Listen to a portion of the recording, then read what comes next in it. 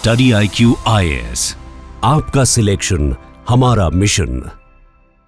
दोस्तों, आज metro cities के अंदर हम काफ़ी सारे एडवांस प्रोडक्ट्स के बारे में बातें करते हैं, हम इको फ्रेंडली प्रोडक्ट्स के बारे में बातें करते हैं। लेकिन वहीं अगर हम गांव की बात करें, हम बात करें रूरल इंडिया की, तो अभी भी वहाँ पर काफ़ी सारे नेगेटिव एटीट्यूड हैं सोसाइटी के अंदर। जैसे कि हम बात करें पीरियड्स को लेकर, तो ये अभी भी काफ़ी बड़ा टैबू है गाँव के एरियाज़ में, रूरल इंडिया में।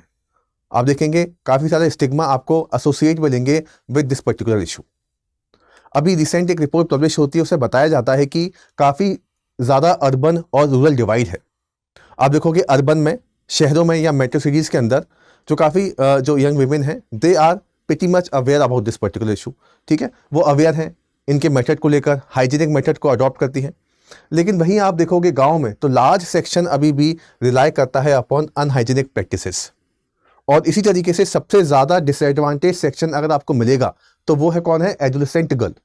ठीक है, जो एडोलेसेंट्स लड़कियां हैं वहाँ पर they are the most disadvantage, ये रिपोर्ट बताती है। क्योंकि एक तो उनके पास एक्सेस नहीं है प्रोडक्ट्स को लेकर, सैनिटरी प्रोडक्ट्स को लेकर, और दूसरा काफ़ी ज़्यादा स्टिग्मा है। और ये जो स्टिग्मा होता है, ये जो नेगेटिव एटीट्यूड होता है, ये मेंटल हेल्थ पे भी असर करता है। इससे आप देखोगे डेली बेसिस पर जो काम करने की जो हमारी दिनचर्या होती है, सोशल एक्टिविटीज़ होती हैं, वो भी हैम्पर हो जाती हैं। तो उस पर्टिकुलर इशू की डीप में जाना बहुत ज़रूरी है। हमें समझना पड़ेगा कि कैसे ये एक जो मतलब यूनिवर्सल प्रोसेस है, ये एक बायोलॉजिकल प्रोसेस है, फिर भी ये इतना बड़ा स्टिग्मा क्यों बना हुआ है सोसाइटी के अंदर, फिर भी ये इतना बड़ा टैबू क्यों बना हुआ है सोसाइटी के अंदर 21वीं सदी में आकर। ऐसा क्यों है कि कुछ जगह पर तो है एडवांसमेंट, लेकिन कुछ जगह पर नहीं है एडवांसमेंट। अब देखो, सरकार की काफ़ी सारी पॉलिसीज़ हैं, काफ़ी सारी मूवीज़ भी आ चुकी हैं इस पर्टिकुलर इशू को लेकर, अवेयरनेस भी है, लेकिन फिर भी स्टिग्मा है। इसका मतलब हमें डीप रूटेड प्रेजुडाइसेस और डीप रूटेड एटीट्यूड को समझना पड़ेगा, तब जाकर हम इसको तह तक ख़त्म कर पाएंगे। तो अगर हम समझने की कोशिश करें, देखिए अगर हम मेंस्ट्रुएशन की बात करें तो this is universal biological process. ठीक है, तो ये सब जगह होगा, लेकिन ये जो यूनिवर्सल बायोलॉजिकल प्रोसेस है, ये एक तरीके का साइकोलॉजिकल बर्डन बन चुका है। अब देखो, बायोलॉजिकल प्रोसेस तो सब होती है। जैसे मान लीजिए फॉर एग्जांपल हमने बात की, एक यूनिवर्सल बायोलॉजिकल प्रोसेस है कि आपकी हाइट बढ़ती है आपकी उम्र के साथ में, आप और मैच्योर होते हो, this is also biological process. लेकिन जब यही बायोलॉजिकल प्रोसेस आपके लिए साइकोलॉजिकल बर्डन बन जाए, तो सोचिए कि आपकी मेंटल हेल्थ के ऊपर कैसा असर होगा। यही सब कुछ देखने को मिलता है। अब ये एक यूनिवर्सल बायोलॉजिकल प्रोसेस है और इसकी वजह से जो है एक काफ़ी गहरा साइकोलॉजिकल बर्डन बन चुका है। आप देखोगे रूरल डिस्पैरिटीज, लो हाइजीनिक प्रोडक्ट्स यूज, स्टिग्मा है, एक्सक्लूड कर दिया जाता है काफ़ी सारे प्रैक्टिसेस से, आप सब लोग अवेयर होंगे। तो हमें समझना पड़ेगा कि साइकोलॉजी कैसे बताती है कि ऐसा क्यों है, वाई दिस टैबू परसिस्ट, और ये कैसे सेल्फ कंसेप्ट को, ये कैसे क्या क्या इंटरवेंशन हो सकते हैं इसको लेकर, ये एक कॉम्प्रिहेंसिव डिस्कशन हमें करना पड़ेगा, तब जाकर हम इस इशू को सही तरीके से समझ पाएंगे। इसको समझेंगे डिटेल में। आगे बढ़ने से पहले एक छोटा सा अनाउंसमेंट, जो जीएस को लेकर हमारे फाउंडेशन बैच हैं वो 22 अगस्त से शुरू होने वाले हैं। साइकोलॉजी को लेकर जो नया फाउंडेशन बैच है वो हम सितंबर बैच जो हमारा है, that is also going to start from 8 सितंबर। ये कोड का इस्तेमाल करके आप मैक्सिमम डिस्काउंट अचीव कर सकते हैं, और सारी डिटेल्स आपको कोर्स को लेकर आपको हमारी एप्लीकेशन, आपको हमारी वेबसाइट पर भी ज़रूर मिलेंगी। अब बढ़ते हैं इशू की तरफ। हमने बात की कि स्टिग्मा है। अब स्टिग्मा क्या होता है? स्टिग्मा एक तरीके का डिसग्रेस होता है आपकी आइडेंटिटी के ऊपर। स्टिग्मा एक तरीके का नेगेटिव एटीट्यूड है जो आपने अपने अंदर सोच लिया है। ये होता है रूरल इंडिया के अंदर फॉर दिस पर्टिकुलर इशू। तो स्टिग्मा का अगर हम साइकोलॉजिकल कंस्ट्रक्ट समझने की कोशिश करें तो बहुत इंपॉर्टेंट नेम निकल के आता है एक, एडविन गोफमैन, जो इसके बारे में बताते हैं। अब होता क्या है, society marks certain individual as less worthy because of a trait और बिकॉज ऑफ अ कंडीशन। इसका मतलब क्या हुआ कि किसी भी सोसाइटी के अंदर उसके कुछ पर्टिकुलर ट्रेट, यानी कि वो कुछ करता है, या उसकी कुछ पर्टिकुलर कंडीशन के बेसिस पर एक स्टिग्मा बना दिया जाता है कि ये तो ऐसे हैं, ये तो इम्प्योर हैं, ये तो ऐसा है, और इनको कंप्लीट तरीके से एक्सक्लूड कर दिया जाता है, एक नेगेटिव एटीट्यूड क्रिएट कर दिया जाता है। अब आप देखोगे स्टिग्मा काफ़ी सारे सोसाइटल इश्यूज में आपको देखने को मिलेगा, जैसे इन द केस ऑफ अनटचेबिलिटी। ठीक है, आप वहाँ पर भी देखने को मिलेगा। जैसे कि इन the case of disabled person जो होते हैं, जो चल नहीं पाते, या फिजिकल डिसेबिलिटी होती है कि भाई ये तो इस तरीके के हैं, ये तो इनका तो ऐसा है, तो उनके ट्रेट और उनकी कंडीशन के बेसिस पर क्या किया, सोसाइटी ने एक इंडिविजुअल को एक लेस वर्दी बना दिया कि ये ऐसा काम नहीं कर पाएगा। ये होता है स्टिग्मा। और इस पर्टिकुलर पीरियड्स वाले इशू को लेकर आप देखोगे स्टिग्मा बहुत ज़्यादा है सोसाइटी के अंदर। अगर हम अप्लाई करें in the case of menstruation, in many rural India communities menstruation is equated to impurity. ये आज भी है। Girls are told not to touch pickles, not to enter temples और even not to sleep in the same bed. तो ऐसे आपको काफ़ी सारे जो डीप रूटेड नेगेटिव एटीट्यूड हैं देखने को मिलेंगे। अब हो सकता है कि कहीं पर इसका आपको कोई लॉजिक मिले, लेकिन आप देखोगे अगर एक रैशनल क्रिटिकल थिंकिंग के हिसाब से बात करेंगे तो उसका आपको कोई रैशनल लॉजिक भी देखने को नहीं मिलेगा। लेकिन फिर भी अगर ये चीज़ एग्जिस्ट करती है तो उसका मतलब कुछ नेगेटिव एटीट्यूड जनरेट करता है सोसाइटी के अंदर। तो आप देखोगे ये स्टिग्मा बहुत ज़्यादा है, इसको हटाना बहुत इंपॉर्टेंट है। इसकी वजह से होता क्या है, आपने स्टिग्मेटाइज कर दिया किसी इंसान को, यानी कि आपने सामने वाले इंसान को लेस वर्दी बना दिया, ठीक है, कि वो इसका वर्दी नहीं है, लेस वर्दी है। तो इस तरीके से क्या हुआ, girls begin to self stigmatise, उन्होंने अपने आप को ही सेल्फ पिटी करना शुरू कर दिया, ठीक है, कि हम वी आर नॉट प्योर, क्योंकि हमें इस तरीके से बोला जा रहा है। तो अपने आप में ही उनके अंदर एक नेगेटिव एटीट्यूड जनरेट हो गया, और इसकी वजह से क्या होता है, they begin to hide pads और cloth secretly, they avoid talking about their cycle even with close family. Over time secrecy and shame damage self esteem and body image.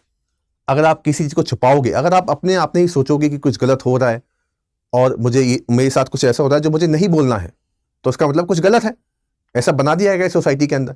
इसकी वजह से क्या होगा, आपकी सेल्फ एस्टीम पे काफ़ी ज़्यादा हार्म आएगा, आपकी बॉडी इमेज पे आपको लगेगा अपने बारे में कि मैं कुछ गलत हूँ, आप अपने सेल्फ एस्टीम के ऊपर डाउट करोगे, और अगर आप अपने सेल्फ एस्टीम के ऊपर डाउट करोगे तो it will directly impact your mental health. Example के तौर पर देखेंगे, एक 13 साल की लड़की report feeling dirty during her period even though it's a natural biological process, a classical case of internalised stigma. वो स्टिग्मा उसने अपने अंदर उतार लिया है, इंटरनलाइज कर लिया है उस चीज़ को, कि भाई ये तो ऐसा सोसाइटी बोलती है तो मैंने इसको अपने अंदर ले लिया है। तो ये देखिए काफ़ी डीप रूटेड इश्यूज है और काफ़ी जगह पर ये अभी भी होता है। तो इस वजह से इसकी पीछे की साइकोलॉजी को समझना बहुत इंपॉर्टेंट है। ऐसे ही आप देखेंगे एक बहुत इंपॉर्टेंट स्कॉलर है, उनका नाम है एरिक एरिक्सन। ये बताते हैं कि एक स्टेज होती है एडोलेसेंस में जहां पर आप अपनी आइडेंटिटी बनाते हो। यानी कि फॉर एग्जांपल आप देखोगे जब 14-15 साल के जब हम होते हैं तो हम समझते हैं कि हमें क्या करना है जीवन में, ठीक है, हमें कौन सा सब्जेक्ट ऑप्ट करना है, हमारी फील्ड क्या रहेगी, हमारी स्ट्रीम क्या रहेगी। तो इस तरीके से हम अपनी आइडेंटिटी बनाने की कोशिश करते हैं। एडोलेसेंस एक ऐसी स्टेज होती है जहां पर आइडेंटिटी वर्सेस रोल कन्फ्यूजन होता है। अगर आपने सही तरीके से अपनी आइडेंटिटी को बना लिया तो कोई दिक्कत की बात नहीं है, अदरवाइज आपको हमेशा रोल कन्फ्यूजन रहेगा, आप हमेशा कंफ्यूज ही रहोगे। अब टीनेजर्स जो होते हैं उनके अंदर एक सेंस आ जाता है कि हु एम आई, ठीक है, and where do I belong.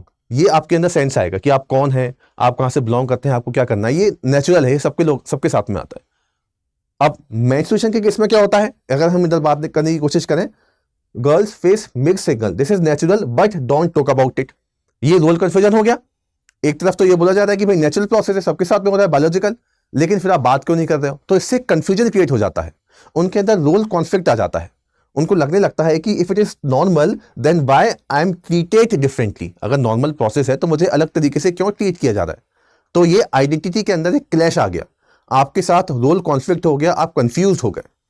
ये कंफ्यूजन की वजह से आपका सेल्फ एस्टीम हार्म हो जाएगा और आपकी मेंटल हेल्थ के ऊपर डायरेक्टली असर जाएगा।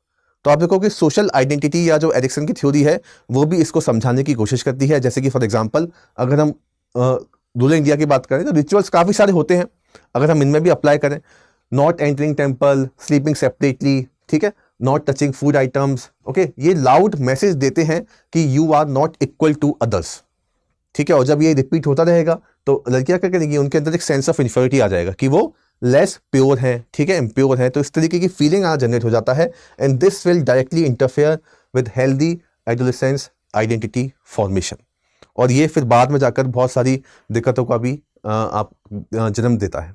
तो इस तरीके से हमने देखा कि कैसे एक ये जो प्रैक्टिस है और इसका क्या साइकोलॉजिकल रूट है। इसी की वजह से आप देखोगे एक्सक्लूजन प्रैक्टिसेस भी होती हैं, जैसे कि गांव में girls are banned from kitchens, तो ये भी आपको देखने को मिलेगा, ओके। और इसी के ही आपको साइकोलॉजिकल इंपैक्ट भी आपको देखने को मिलेंगे जो हमने डिस्कस किए। तो काफ़ी सारे साइकोलॉजिकल कॉन्सिक्वेंसेस भी हैं। अब अगर साइकोलॉजी को अगर हम हटा दें, साइड में रख दें, तो अगर हम देखें कि सोशल इकोनॉमिकल इंफ्रास्ट्रक्चर चैलेंजेस भी हैं इंडिया के अंदर। जैसे हमने शुरुआत में बात की थी, उनके पास बेसिक सर्विसेज नहीं है, अफोर्डेबिलिटी का भी इशू है, ठीक है। जैसे मेंस्ट्रुअल कप हो गए, सैनिटरी पैड हो गए, they are out of reach to many poor household, ठीक है। तो a family struggling for food can not prioritise menstrual product, ये हम समझ पाएंगे इंडिया के अंदर काफ़ी एग्जिस्ट करता है इशू। एजुकेशन और अवेयरनेस नहीं है about the concept of hygiene. Hygiene को लेकर क्या क्या अवेयरनेस होनी चाहिए, ठीक है, क्या क्या बेसिक एजुकेशन होनी चाहिए, इनको लेकर भी आप देखोगे लोगों के अंदर अवेयरनेस बिल्कुल भी नहीं है। इसी तरीके से आप देखोगे वाटर एंड सैनिटेशन जो वॉश प्रोग्राम है, ठीक है, तो मैनी जो काफ़ी ज़्यादा रूरल स्कूल्स है they do not have any kind of running water, toilets आपको देखने को मिलेंगे, डिस्पोजेबल फैसिलिटीज़ वहाँ पे अच्छी नहीं है, तो इस तरीके से मैनेज भी नहीं हो पाती है प्रोसेस, ठीक है। वाटर डिस्पोजल नहीं मिलेगा आपको काफ़ी घरों में, तो ये भी देखिए, अगर आप ये एक कंप्लीट इशू है, आपको कॉम्प्रिहेंसिव तरीके से डील करना पड़ेगा। तो साइकोलॉजी से समझ में आएगा कि लोगों के अंदर एटीट्यूडनल प्रॉब्लम क्या क्या है, और सोशो इकोनॉमिकल मेजर पर भी आपको ध्यान देना पड़ेगा, क्या क्या इंफ्रास्ट्रक्चर चैलेंजेस हैं उनको भी आपको देखना पड़ेगा, और जब आप इन सबको देखेंगे तब जाकर जो है प्रॉपर तरीके से बात बनेगी। तो अगर हम देखें कि सरकार ने भी काफ़ी सारी पॉलिसीज़ का इस्तेमाल किया है, सरकार ने काफ़ी सारे एफर्ट भी किए हैं, काफ़ी स्कीम्स आई हैं, पॉलिसीज़ आई हैं, आशा वर्कर्स, आंगनवाड़ी वर्कर्स ये भी प्रमोट करती हैं, अवेयर करती हैं, ठीक है। काफ़ी डिस्ट्रिक्ट में जो मेंस्ट्रुअल कप डिस्ट्रीब्यूशन है ये प्रोग्राम भी चलते हैं, लेकिन इसके बावजूद भी आप देखोगे काफ़ी सारे पॉलिसी गैप देखने को मिलेंगे।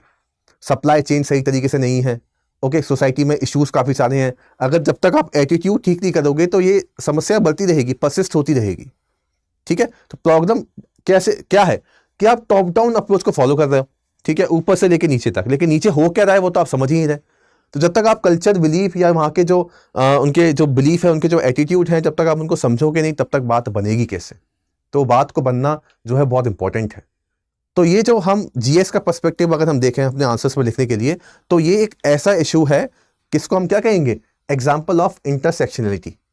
यहाँ पर आपको एजुकेट करना ही बहुत इंपॉर्टेंट है, आपको पॉवर्टी पे भी ध्यान देना पड़ेगा, आपको जेंडर जस्टिस के ऊपर भी ध्यान देना पड़ेगा, गाँव को भी डेवलप करना पड़ेगा, और अल्टीमेटली सस्टेनेबिलिटी का इशू भी है। GS2, GS1, GS3 आप सब देखोगे इसके अंदर इंटरसेक्शन करते हैं। हेल्थ का इशू भी है, ठीक है, मेंस्ट्रुअल हाइजीन की बात करिए, एजुकेशन, स्कूल ड्रॉप आउट हो जाएगा, gender justice, stigma, patriarchal attitude जो चलते आ रहे हैं उनको और ज़्यादा रीइंफोर्स कर रहा है, गांव डेवलप नहीं हो पा रहे हैं, सस्टेनेबिलिटी अगेन, ठीक है, हेल्थ रिलेटेड इश्यूज आ गए। तो इस तरीके से आपको एक प्रॉपर अप्रोच फॉलो करना पड़ेगा, जैसे कि क्रॉस सेक्टर कोऑर्डिनेशन आप करो, हेल्थ जो मिनिस्ट्री होगी या फिर जो ministry of women and child development है, सबको साथ में मिलकर आना पड़ेगा। बॉटम अप एंगेजमेंट, लोगों से आपको एंगेज करना पड़ेगा, ग्राउंड लेवल पर लोगों के अंदर अवेयरनेस जनरेट करनी पड़ेगी, तब जाकर बात बनेगी। तो मॉनिटरिंग, अकाउंटेबिलिटी, ये सब बहुत इंपॉर्टेंट है, तब जाकर ये जो इशू है इसको हम प्रॉपर तरीके से डीप से हटा सकते हैं। तो आई होप ये जो एक हम बात करते हैं इस इशू के बारे में, जनरली आप देखोगे कम वीडियोस आपको मिलेंगे, तो उसको हमने होलसम तरीके से कवर किया। सोसाइटी के अंदर एग्जिस्ट करने वाले कुछ इश्यूज़ हैं, इसको हमने कवर किया। ऐसे ही और लेक्चर्स के लिए और अपडेट के लिए आप हमारा एक टेलीग्राम चैनल भी ज्वाइन कर सकते हैं। Thank you very much. Study IQ IAS, आपका सिलेक्शन हमारा मिशन।